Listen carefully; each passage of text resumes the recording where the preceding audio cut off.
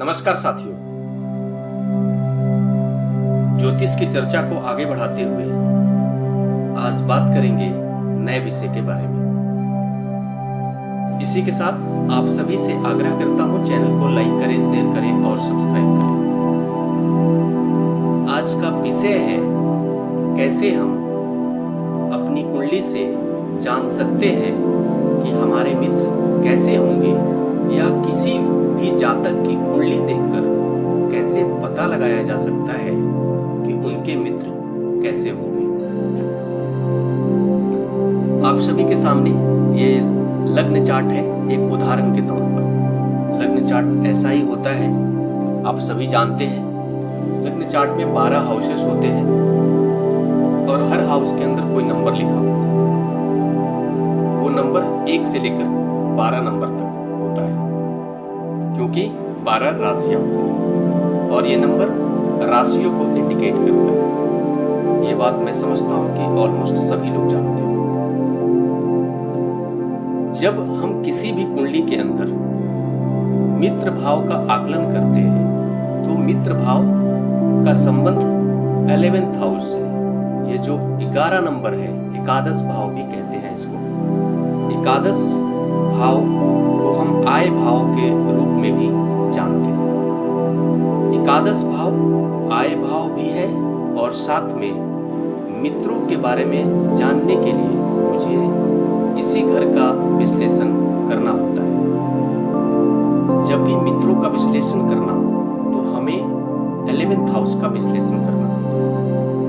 11th house का एकादश भाव का सीधा संबंध मित्रों से होता है। 11th हाउस को देखकर ये पता चलता है कि आपके जीवन में आपके कैसे मित्र बनेंगे और वो मित्र लाभदायक होंगे या फिर नुकसानदायक होंगे,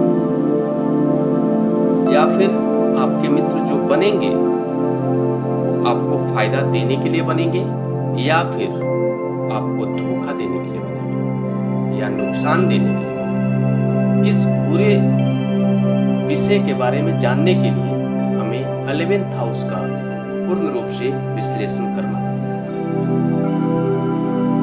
हमें यह देखना होता है कि 11th हाउस के अंदर कौन सा नंबर लिखा हुआ है। सबसे पहले तो यह देखना है कि 11th हाउस के अंदर कौन सा नंबर लिखा हुआ है और इस घर के अंदर कौन सा ग्रह बैठा हुआ है। इसके अलावा इस घर के जो स्वामी ग्रह हैं वो कहां पर जाकर प्लेस्ड है, किस ग्रह के साथ युद्ध होकर प्लेस्ड है और उस 11th हाउस के स्वामी ग्रह के ऊपर किस ग्रह की दृष्टि पड़ रही है। साथ में नक्षत्र भी जरूर देखना है। नक्षत्र इसलिए देखना है कि नक्षत्रों के जो स्वामी ग्रह हैं वो भी अपनी भूमिका निभाएंगे और उनके स्वामी ग्रह से संबंधित चरित्र वाले लोग भी आपके मित्र बनेंगे। हर राशि में 3 नक्षत्र शामिल होते हैं और तीनों नक्षत्रों के 9 चरण शामिल होते हैं। तो हर घर के अंदर जो 11th हाउस होगा वो उसके अंदर 3 राशि शामिल होंगे, 3 नक्षत्र शामिल होंगे, माफ कीजिएगा, 3 नक्षत्र शामिल होंगे। तो तीनों नक्षत्र के जो स्वामी ग्रह होंगे उस स्वामी ग्रह से संबंधित चरित्र वाले लोग आपके जीवन में आपके मित्र बन सकते हैं। अगर मैं आपको सीधा सा एग्जांपल दे दूं कि अगर 11th हाउस के अंदर सूर्य अगर बैठा हुआ है तो आपके जो मित्र बनेंगे, उस जातक के जो मित्र बनेंगे वो सरकारी संस्थाओं में शामिल लोग उनके मित्र बन सकते हैं। कोई राजनेता उनका मित्र बन सकता है, कोई उच्च पद अधिकारी उनका मित्र बन सकता है। अगर यहाँ पर चंद्रमा बैठे हुए हैं, चंद्रमा अगर बैठे हैं तो आपका उस जातक का जो मित्र बनेंगे वो कलाकार बन सकते हैं, वो आपको एक नाविक बन सकता है, वो कोई जो भी कैप्टन होते हैं, जो सीप होती है, सीप के जो कैप्टन होते हैं वो उस व्यक्ति के मित्र बन सकते हैं।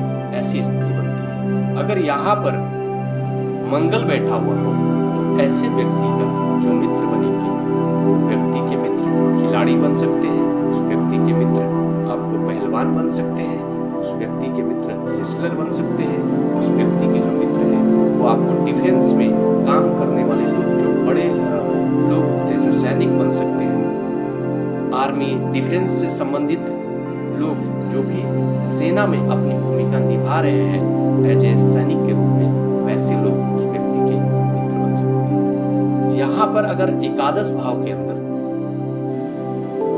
बुध बैठा हुआ हो तो ऐसे कंडीशन में जातक के जो मित्र होंगे वो व्यापारी वर्ग से हो सकते हैं। अगर यहाँ पर गुरु बैठे हुए हो तो ऐसे जातक के जो मित्र होंगे वो आपको एक बहुत ही ज्ञानी मित्र उस जातक के हो सकते हैं। उस जातक के जो मित्र होंगे वो बहुत ही स्पिरिचुअल हो सकते हैं, वो दार्शनिक फील्ड में काम करने वाले हो सकते हैं, एक बहुत बड़े ज्ञानी हो सकते हैं, वो ज्ञान के क्षेत्र में बड़ी भूमिका निभाने वाले लोग उस जातक के मित्र बन सकते हैं। अगर यहाँ पर शुक्र बैठे हुए हो तब भी ऐसे कंडीशन में उस व्यक्ति के, उस जातक के जो मित्र होंगे बहुत ही ज्ञानी हो सकते हैं। वो लोग आपको ग्लैमरस इंडस्ट्रीज में शामिल लोग हो सकते हैं। वैसे लोग हो सकते हैं इस जातक के मित्र जो अपने ग्लैमरस इंडस्ट्री में अपनी भूमिका के निभा रहे हों। कोई एक्टर हो सकता है, कोई अभिनेता हो सकता है, कोई टीवी एंकर हो सकता है, कोई पत्रकार हो सकता है जो टीवी पर आकर एंकर के रूप में अपना जो न्यूज एंकर होते हैं वो हो सकते हैं, ऐसे लोग हो सकते हैं। और इसमें एक जो विशेष अंतर ये होगा कि साथ में वो ज्ञानी लोग भी जो है कि शुक्र के प्रभाव उनके अंदर होता है, तो ऐसे लोगों के जो मित्र होंगे वो ज्ञानी भी हो सकते हैं। लेकिन ये सारे जो आपको मित्र होंगे वो मोस्टली आप ये मान लो कि अगर जातक की कुंडली मेल की है तो जो मित्रों की संख्या होगी मोस्टली ज्यादातर 90% फीमेल होगी। अगर शनि यहाँ पर बैठे हुए हो तो ऐसे कंडीशन में जो जातक के मित्र होंगे वो आपको न्याय के क्षेत्र में काम करने वाले लोग हो सकते हैं। वो आपको सरकारी क्षेत्रों में जो सेवा अपनी देने वाले जो लोग हैं, 4th ग्रेड कर्मचारी, ऐसे लोग आपके मित्र हो सकते हैं।